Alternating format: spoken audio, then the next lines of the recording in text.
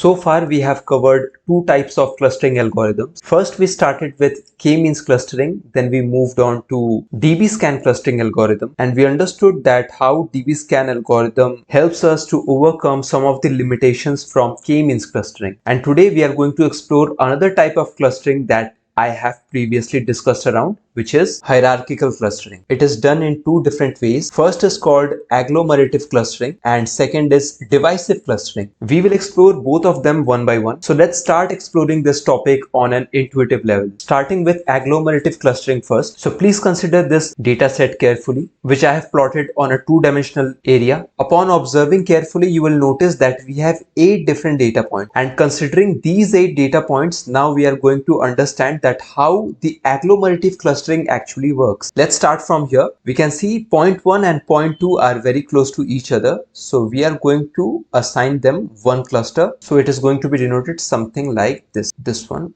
right here. It means that both these data points have been assigned within the same cluster. Now here we can see 4 and 5 are also very close to each other. So here we go, 4 and 5, these two data points being assigned to the same cluster. And similarly, we can see point 7 and 8 are also very close to each other. So we are assigning them as well within another cluster. Now we can see this particular data point is very close to this cluster right here. So we will assign this one and these two data points within the same cluster, and let's denote it something like this. It means this particular data point has been merged within the same cluster along with these two data points which was already there within the cluster. Similarly, this data point number 6 is also very close to these two, so these all are going to be assigned within the same cluster, which means something like this. And then we can see these two clusters are very close to each other, so we will assign everything within the same cluster over here, again something like this. And then finally we are going to assign all the data points within one single big cluster, something like this, which means at the end we are assigning all the data points within one big cluster. And this is how the agglomerative clustering actually works. So this is a bottom-up approach. Starting from the bottom, we are going upwards, and these structures that you can see, these tree-looking structures, are actually called dendrogram. And now let's say when this bottom-up approach is completed end-to-end, which means all the data points has been assigned within one single big cluster, then you can decide that finally with how many clusters you want to go with.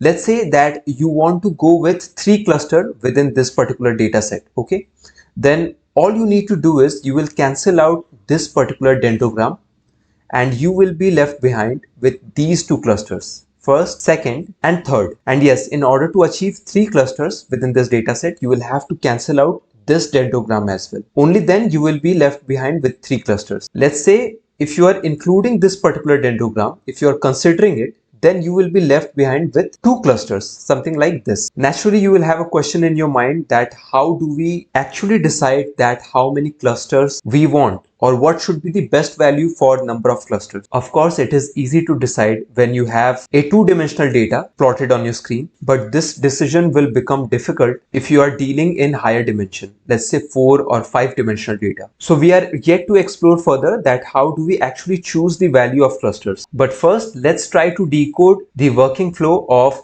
divisive clustering. So previously, as we have learned about the agglomerative clustering, which is a bottom-up approach, this particular method works in the opposite direction. So first thing that it will do is this will assign one big cluster to all the data points like this. So something like this is happening. Then grouping the closely situated data points, it will assign them something like this, and it will consider this entire thing like another cluster like this. So 1, 2 and 3 has been assigned within the same cluster, and from 4 to 8 has been assigned within another cluster. Then again it will create another cluster. Then again another cluster will be created over here for 4, 5 and 6, something like this, and one for 7 and 8, something like this. And this process will continue till the time we assign each and every data point one cluster like this. So this is a top to bottom approach, exactly opposite to what we have seen earlier with the case of agglomerative clustering. And with the application of hierarchical clustering, most of the times you will be using this particular approach, which is agglomerative clustering. I would say 95 to 98% of the time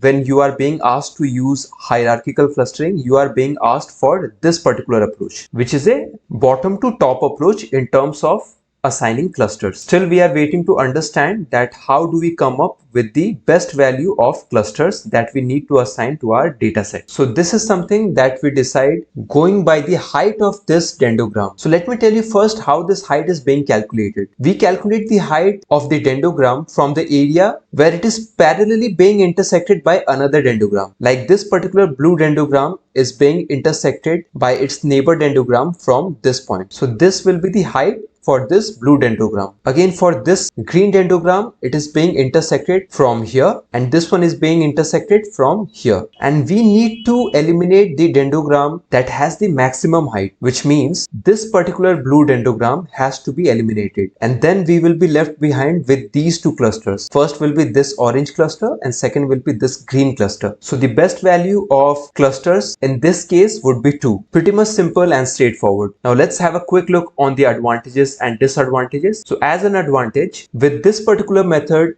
you do not require the number of clusters to be specified in advance, as it is mostly required with other clustering algorithm like k-means clustering, and this can make it easier to use, especially if you are not sure how many clusters your data should be divided into. Another thing is, hierarchical clustering can provide a visual representation of the data in the form of dendrogram. This can make it easier to interpret the result and identify patterns in the data, as we have seen previously exactly over here in this image. So when you're working on your Jupyter notebook and applying this hierarchical clustering in order to cluster your unlabeled data in a given unsupervised machine learning problem, you can use a specific method of plotting a visual representation of this dendrogram. So that was it about the advantages. Now let's quickly move into the disadvantages of using this particular algorithm. One major disadvantage would be that it can be computationally expensive, especially for large data set. The algorithm can be slow to converge and the time required to run the algorithm can increase exponentially. Another disadvantage is that this method can be sensitive to noise or outliers in the data. So in case you have a lot of outliers or noise in your data, you can either try to get rid of those by doing some feature engineering, or the best option would be to go with the dbScan clustering algorithm that we have covered in the previous lecture. So that was it for today.